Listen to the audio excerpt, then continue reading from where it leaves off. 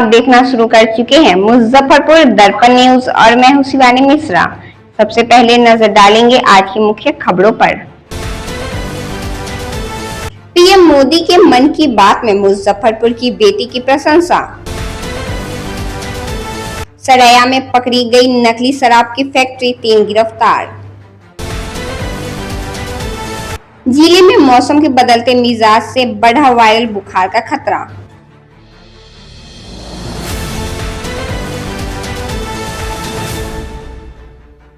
PM Modi ने की मन की बात, मुजफ्फरपुर की 16 डेयरी देवकी के कार्य की चर्चा। पीएम नरेंद्र मोदी ने मन की बात के 125वें एपिसोड में आज जिले के आत्मनिर्भर बनी हुई महिला सोलर दीदी के कार्य की चर्चा की।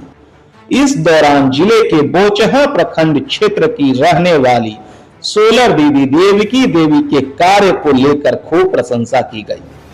उन्होंने कहा कि एक महिला ने कैसे आत्मनिर्भर बनकर अन्य महिलाओं को आत्मनिर्भर बना रही है। उन्होंने कहा कि कम उम्र में शादी के बाद भी उनका हौसला कम नहीं हुआ और आज वह सोलर से खेतों में पानी का पटवन करवा रही हैं। पीएम मोदी के आज मन की बात को लेकर अलग अलग जगहों पर बीजेपी और अन्य लोगों ने उनकी बातों को सुना। इस दौरान पीएम नरेंद्र मोदी को सुने जाने को लेकर बात कही। इसे लेकर मुजफ्फरपुर एक धर्मशाला चौक पर इसका आयोजन किया गया था।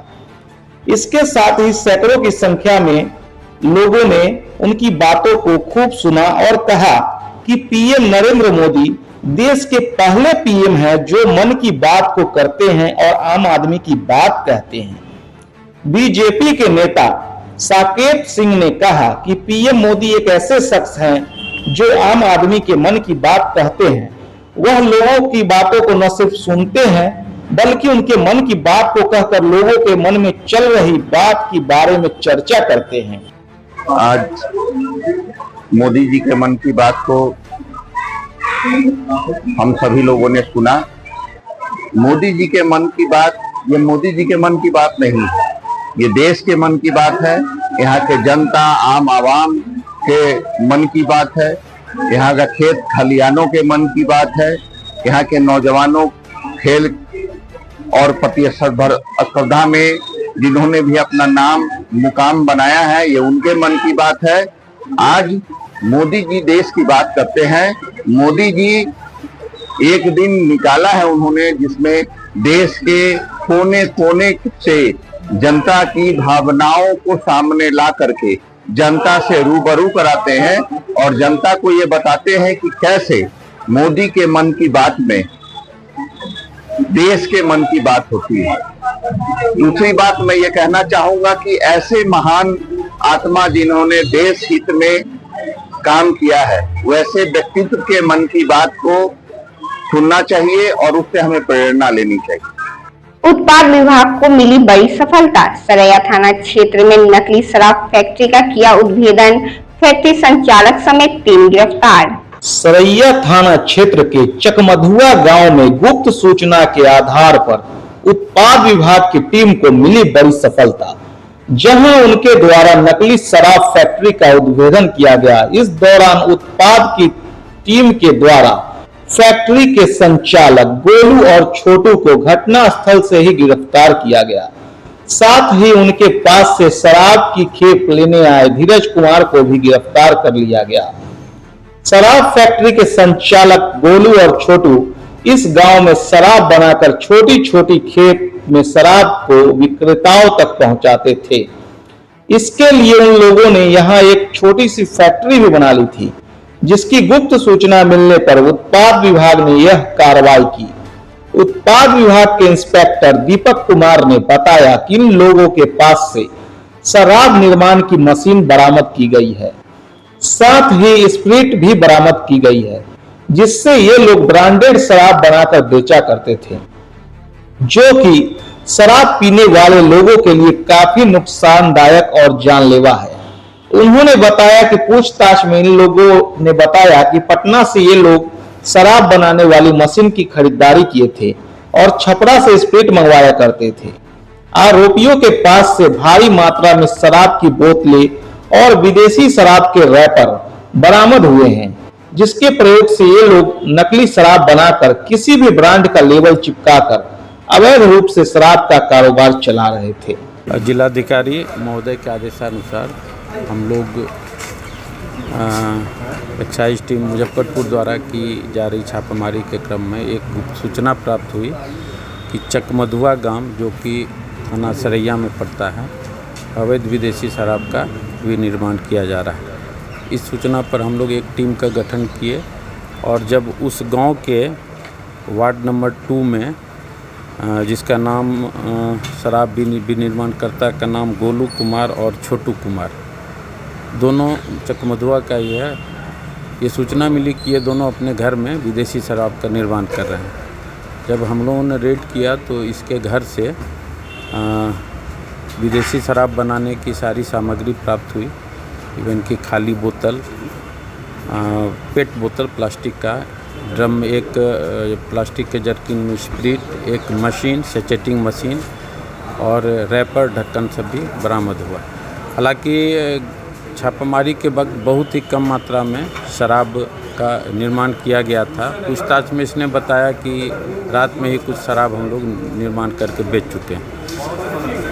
इससे शराब विनिर्माण के सामग्री के साथ गोलू कुमार और छोटू कुमार, जो कि चकमधुआ गांव का ही है, वार्ड नंबर 2 का रहने वाले, इसे गिरफ्तार किया गया। वहीं से एक और व्यक्ति गिरफ्तार किया गया, धीरज कुमार, जो कि इन दोनों से बना हुआ नकली शराब खरीद कर ले जा रहा था और शराब निर्माण की सारी सामग्री बरामद की गई।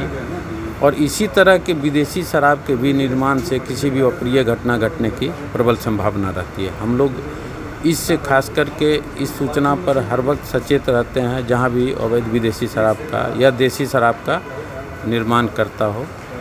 आगे इससे पूछताछ कर रहे हैं हम लोग कि इसके विनिर्माण सामग्री का आयातकर्ता या आपूर्तिकर्ता कौन है। इस पर भी हम लोग इंक्वायरी कर अग्रेतर कार्रवाई करेंगे। स्प्रिट भी बरामद किया गया सर? स्प्रिट भी, एक जर्किन में स्प्रिट भी बरामद किया गया है। 32 लीटर के लगभग स्प्रिट है। सर, ये नकली रैपर में क्या, कहाँ का शराब बताया जा रहा है सर? हालांकि इससे जो पूछताछ हम लोग किए हैं, तो अभी प्राथमिक पूछताछ में तो ये बताया है कि स्प्रिट का साहेबगंज कोई प्रमोद कुमार का नाम ले रहा है कि उन्होंने मुहैया करवाया, और मकेर के लगभग ये बता रहा है कि स्प्रिट दिया गया है। अब सच कितना ये कह रहा है, वो तो इंक्वायरी हम लोग करेंगे, उसके बाद पता चलेगा। सर, आपके निर्माण में ये लोग कब से लगे हुए थे? जैसा कि इसने बताया कि करीब 20-22 दिन पहले ये सेचेटिंग मशीन जो है ये पटना से ख़रीदा है, और वही लगभग 20 दिन से बता रहा है कि हम लोग शराब निर्माण करके बेच रहे हैं। अपने घर में ये लोग बना रहे हैं? अपने घर में ही, हाँ, चकमधुआ वार्ड नंबर 2 अवस्थित ये अपने स्वयं के मकान में ये बना रहा है। तो कितने लोगों को गिरफ्तार किया गया? अवैध शराब विनिर्माण में तो मुख्यतः 2 है, एक गोलू कुमार और दूसरा छोटू कुमार। इसके अलावा और 3 व्यक्ति गिरफ्तार हुए हैं अन्य जगहों से, जो कि अवैध शराब बिक्री का कार्य करते हैं। पुलिस से भी इनके ऊपर किसी तरह के शराब से संबंधित मामले? अभी हम लोग इसका आपराधिक इतिहास खंगाल रहे हैं, अन्य थानों से जानकारी ले रहे हैं, और इसका आपराधिक इतिहास पता चलते ही माननीय न्यायालय में। मौसम में लगातार उतार चढ़ाव का असर अब लोगों के स्वास्थ्य पर दिखने लगा है। शहर में बड़ी संख्या में लोग हो रहे हैं वायरल फीवर का शिकार। बच्चों और बुजुर्ग पर दिख रहा है इसका खास असर। इन दिनों मौसम में लगातार हो रहे बदलाव से अब जिले में वायरल बुखार से लोग प्रभावित हो रहे हैं, जिससे बीमार पड़ने वाले लोगों की संख्या में लगातार इजाफा हो रहा है। हर रोज सदर अस्पताल से लेकर अन्य अस्पताल में सैकड़ों की संख्या में मरीज आ रहे हैं और अपना इलाज करवा रहे हैं। सदर अस्पताल में मौसमी बुखार से पीड़ित सैकड़ों की संख्या में रजिस्ट्रेशन के लिए आ रहे हैं। आने वाले मरीजों में से आधे से भी ज्यादा मरीज वायरल बुखार से पीड़ित हैं, जबकि अन्य सर्दी, खांसी और जुकाम से प्रभावित हैं। मौसम में लगातार हो रहा बदलाव के कारण अब स्वास्थ्य विभाग ने मरीजों के लिए एडवाइजरी जारी किया है और लोगों को जरूरी एहतियात बरतने की सलाह दी है। लगातार तापमान में उतार चढ़ाव और रुक रुक कर हो रही बारिश और दिन में तेज धूप के साथ उमस के कारण मामले बढ़े हैं, जिसके कारण सर्दी, जुकाम, खांसी और बुखार ने लोगों में स्वास्थ्य की परेशानी बढ़ा दी है। ऐसे में बच्चों से लेकर बुजुर्गों तक वायरल बुखार के लक्षण मिल रहे हैं और लगातार मरीज की संख्या में इजाफा देखने को मिल रहा है। Civil surgeon doctor Ajay Kumar ने बताया कि मौसम में बदलाव से वायरल बुखार से पीड़ित मरीज की संख्या बढ़ी है। लोगों को इससे पैनिक होने की जरूरत नहीं है। लोगों को सावधानी बरतने की जरूरत है। बेवजह बारिश और धूप से बचना चाहिए। डिहाइड्रेशन से बचने के लिए खूब पानी पीना चाहिए। बच्चे, बड़े व बुजुर्गों को सावधानी बरतनी चाहिए ताकि वायरल बुखार की चपेट में नहीं आए। हमने अस्पताल में सभी तरह की इलाज की सुविधा उपलब्ध करवाई है। साथ ही दवा और अन्य चीजें भी पर्याप्त हैं। इसके साथ ही 24 घंटे डॉक्टरों और पारा मेडिकल स्टाफ को अलर्ट पर रखा गया है ताकि इलाज के लिए आने वाले मरीजों को कोई परेशानी नहीं हो। बुखार के मामले बढ़ रहे हैं, उसको लेकर किस तरह की तैयारी है? जैसा कि विदित है कि सीज़न चेंज होने के समय में कुछ इस तरह की सर्दी, खांसी, बुखार की समस्या, वायरल समस्या ज़्यादा उत्पन्न होती है। इसके लिए है कि बारिश में भीगने से बचने की सलाह दी जाती है। खासकर बच्चों को और जो सीनियर सिटीजन है उसको विशेष ध्यान देने की ज़रूरत है। और खाने पीने पर ध्यान रखें, बैलेंस डाइट लें जिससे कि शरीर की इम्यूनिटी प्रतिरोधक क्षमता बढ़े और जल्दी जो है बीमारी के संक्रमण के प्रभाव में नहीं आ पाए। तैयारी किस तरीके से है? हाँ, सभी अस्पतालों में दवा उपलब्ध है, डॉक्टर उपलब्ध हैं। जो भी इस तरह के मरीज आते हैं उनका इलाज किया जा रहा है। ज़रूरत पड़ने पर ब्लड टेस्ट भी कराई जा रही है। दवाओं की कोई कमी भी नहीं है। सभी दवाई सरकार के द्वारा प्रदान की गई है। सभी दवाओं का वितरण भी किया जा रहा है, नियमित वितरण हो रहा है। रविवार को धूमधाम से मनाई गई राधा अष्टमी का पर्व। मंदिर में उमड़े भक्त। देश भर में राधा अष्टमी का पर्व बड़ी धूमधाम से मनाया जा रहा है। इसको लेकर आज शहर के सभी राधा कृष्ण मंदिर को सजाया गया था और बड़ी धूमधाम से भक्त पहुंचे और राधा रानी का पूजन और आशीर्वाद लिए। इसके साथ ही शहर के एकमात्र सबसे बड़ा राधा कृष्ण मंदिर में राधा अष्टमी पर्व मनाया जा रहा है। भाद्रपद शुक्ल पक्ष की अष्टमी तिथि को राधा रानी जी का प्रकट दिवस मनाया जाता है। वहीं भगवान कृष्ण का जन्म भाद्रपद कृष्ण पक्ष की अष्टमी को हुआ था। जब यह तिथि शुभ योग में आती है तो इसका फल कई गुना बढ़ जाता है। आज इस पर्व राधाष्टमी का व्रत रखकर श्री कृष्ण और राधा रानी की पूजा करने के लिए भक्त पहुंचे हैं और व्रत को कर रहे हैं। इस व्रत को करने से जीवन में प्रेम, भक्ति और सौभाग्य, शांति आती है और जीवन सुखमय और शांति से भरा हुआ हो जाता है। भाद्रपद शुक्ल पक्ष अष्टमी तिथि को श्रद्धालु आज सुबह से ही राधा कृष्ण मंदिर में पूजन दर्शन के लिए पहुंचे और उत्साह के साथ राधा अष्टमी का पर्व मना रहे हैं। इस पर्व को लेकर एक मान्यता है कि इसी दिन भगवान श्री कृष्ण की प्रियतम राधा रानी का प्राकट्य हुआ था और तब से इस पर्व को मनाया जा रहा है। इस पर्व के बारे में शास्त्रों में यह भी बताया गया है कि बिना राधा नाम के कृष्ण का नाम भी अधूरा है और राधा रानी की पूजा करने से ही श्री कृष्ण की कृपा प्राप्ति होती है और इसलिए यह तिथि भक्ति, प्रेम और समर्पण का प्रतीक मानी जाती है। भाद्रपद मास के शुक्ल पक्ष की अष्टमी तिथि को राधाष्टमी मनाया जाता है। ऐसी परंपरा है कि राधा रानी का जन्म शुक्ल पक्ष में अष्टमी की तिथि को हुआ था और भगवान श्री कृष्ण का जन्म कृष्ण पक्ष भाद्रपद कृष्ण पक्ष की अष्टमी को हुआ था और राधा रानी का बरसाने में जन्म हुआ। बरसाने में विश्वाणु जी की पुत्री के रूप में भगवान श्री कृष्ण से अनन्य प्रेम इनका आधार शक्ति का मूल मंत्र है, जिसमें कि यह भगवान श्री कृष्ण की आह्लादनी शक्ति है।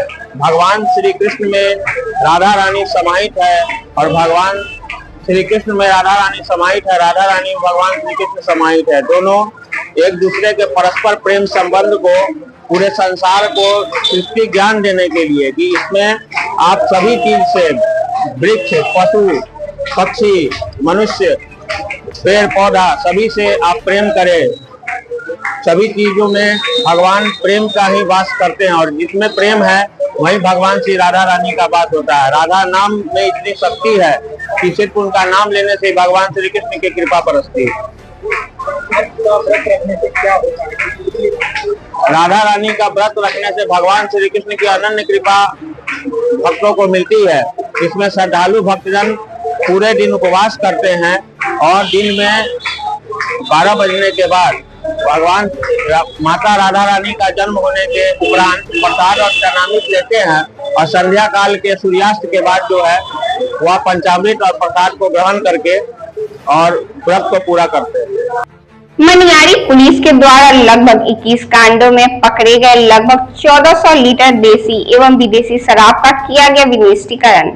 मुजफ्फरपुर मनियारी पुलिस के द्वारा बिहार के मुख्यमंत्री नीतीश कुमार द्वारा लागू पूर्ण शराबबंदी को सफल बनाने को लेकर लगातार और निरंतर अभियान चलाई जा रही है ताकि पूर्ण शराबबंदी का 100% पालन हो सके। इसी क्रम में आज मनियारी पुलिस द्वारा जब्त देसी एवं विदेशी शराब का मनियारी थाना परिसर में विनिष्टीकरण किया गया। इस मौके पर मनियारी थानाध्यक्ष देवव्रत कुमार, उत्पाद विभाग से विशाल कुमार, मजिस्ट्रेट मोनू कुमार मौजूद रहे। वहीं मौके पर मौजूद मनियारी थानाध्यक्ष देवव्रत कुमार ने बताया कि मनियारी पुलिस के द्वारा जब्त देसी व विदेशी शराब लगभग 1400 लीटर का आज मनियारी थाना परिसर में विनिष्टीकरण किया गया है।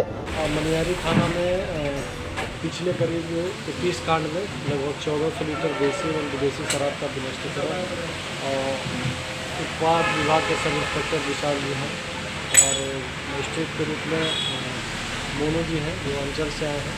उनके समक्ष विधिवत वीडियोग्राफी करते हुए बिहार में होने वाले चुनाव के दौरान नेताओं के बीच भाषा की मर्यादा की बांध टूटती जा रही है।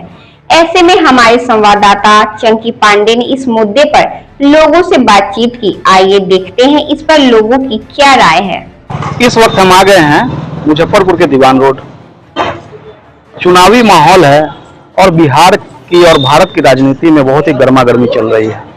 दरभंगा में महागठबंधन की ओर से हुए वोटर अधिकार रैली में माननीय प्रधानमंत्री जी को अमर्यादित टिप्पणी दी गई।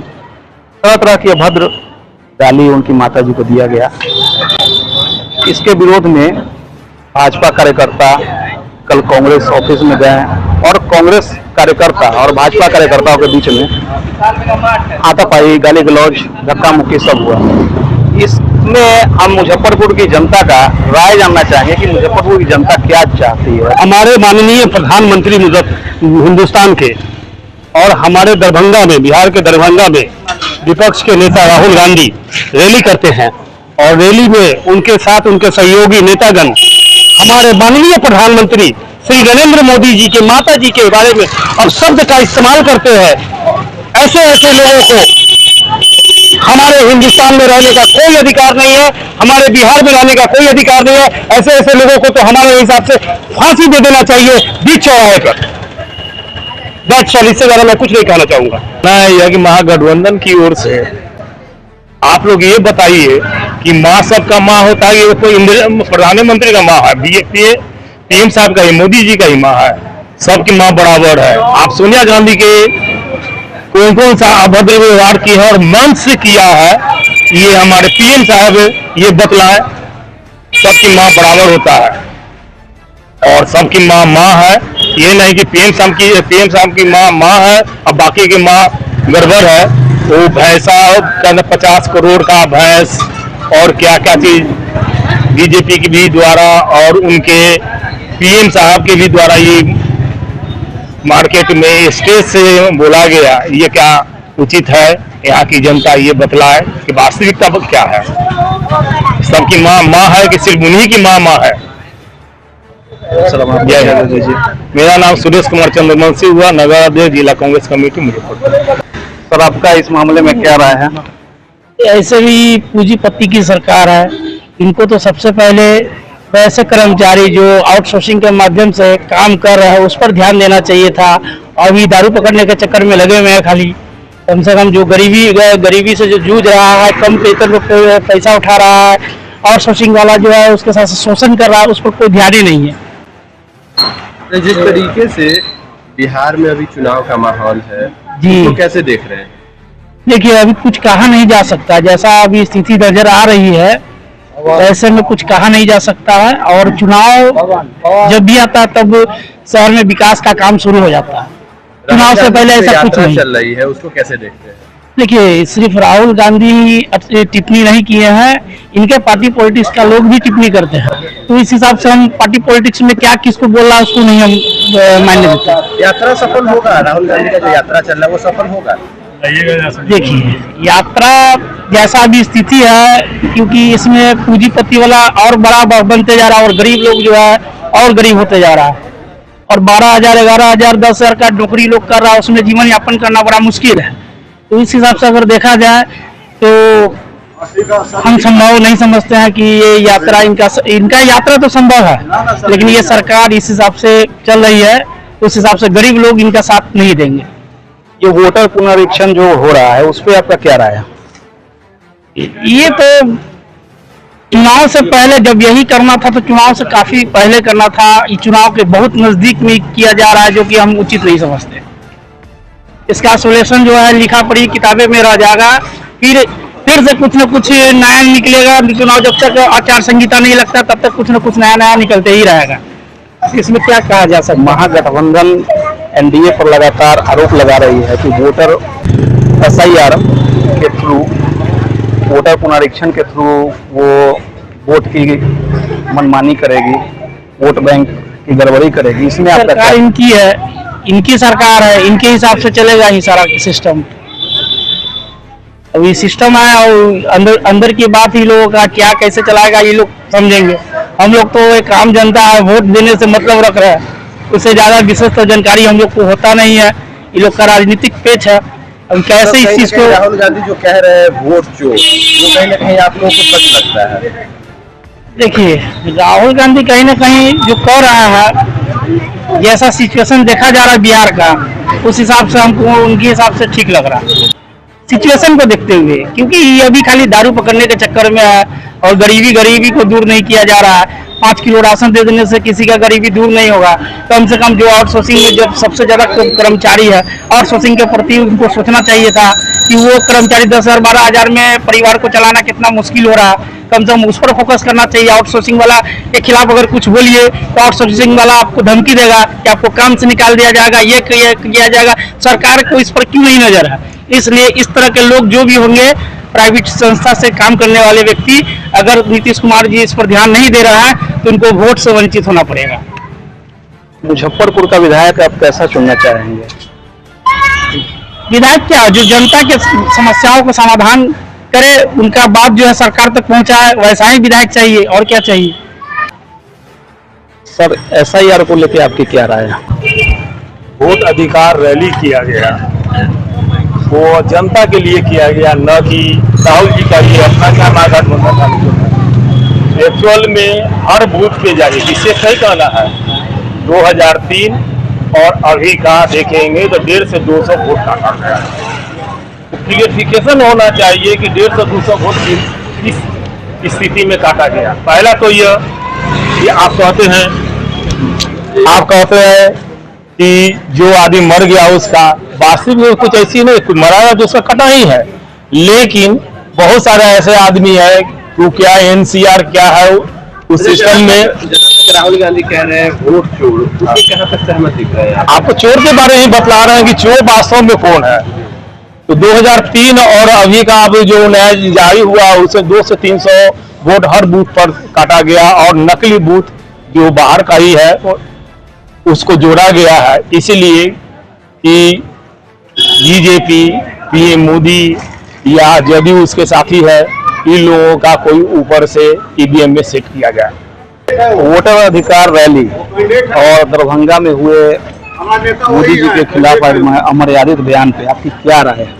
नहीं, मोदी जी को जिस तरीके से गाली गलौज का जो भाषा का राजनीति में परिचालन हो गया है, और इसका सपोर्ट कोई आदमी नहीं कर सकता है। हम भी इसका घोर निंदा करते हैं, निंदा ही नहीं बल्कि हम चाहते हैं कि जो शख्स पर कड़ी से कड़ी कार्रवाई हो, ताकि दोबारा कोई किसी के माँ बहन का गाली नहीं दे सके। ये लोकतंत्र में ये मतलब सहनीय नहीं है। हम तो कहिए कि जो कोई पॉलिटिकल लोग है नहीं, सामाजिक कार्यकर्ता है, और इस नाते हम ये कह रहे हैं जो ये बहुत ही गलत हुआ। आप सुन रहे थे मुजफ्फरपुर की जनता को जो इस चुनावी गर्मा गर्मी के बीच में उनकी क्या राय है। आगे के लिए जुड़े रहें मुजफ्फरपुर दर्पण न्यूज के साथ। आज की खबरों में फिलहाल इतना ही। फिर मिलेंगे शहर की तमाम खबरों के साथ। तब तक के लिए मुझे और मेरी पूरी न्यूज टीम को दीजिए इजाजत। नमस्कार।